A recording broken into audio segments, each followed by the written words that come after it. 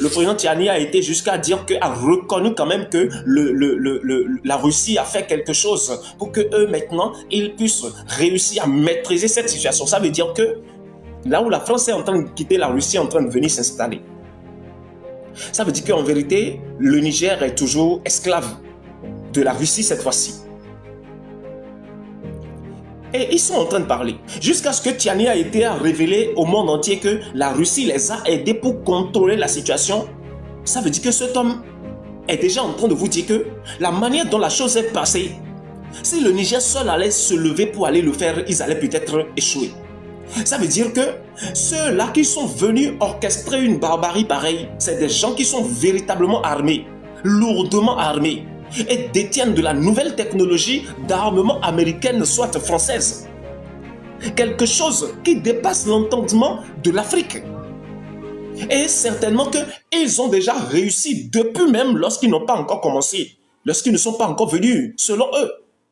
Et pour cette raison, eux aussi, ils ont été obligés d'aller chercher le secours au niveau de la Russie. Il n'a pas caché.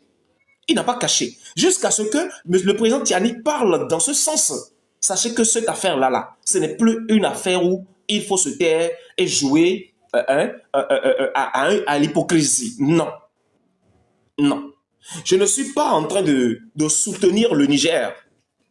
Et je ne suis pas en train de défendre le Niger.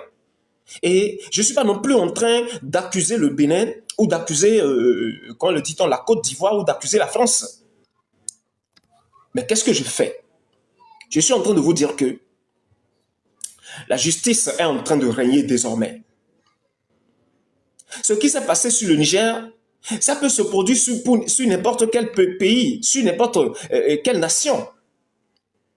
Lorsque je dis ça peut se produire sur n'importe quel pays, n'importe quelle nation, je parle de l'œuvre de l'OTAN depuis des milliers d'années. Tout le monde sait. Ce que l'OTAN représente, tout le monde sait. Ils aiment diviser pour régner. Ils aiment s'installer. Ils aiment détruire. Lorsque je m'exprime ainsi, les gens me traitent d'un pasteur qui s'est accroché à la politique. Vous serez surpris. Car aujourd'hui, je suis là, c'est pour détruire tous ceux qui se disent hommes politiques. Je n'ai jamais caché ça. Les dirigeants de cette nation aujourd'hui, vous n'avez pas le choix que de venir sur le bon chemin. Et de venir sur le bon chemin, c'est d'accepter cette vérité, cette vie et ce chemin qu'est le Christ. Vous n'avez pas le choix.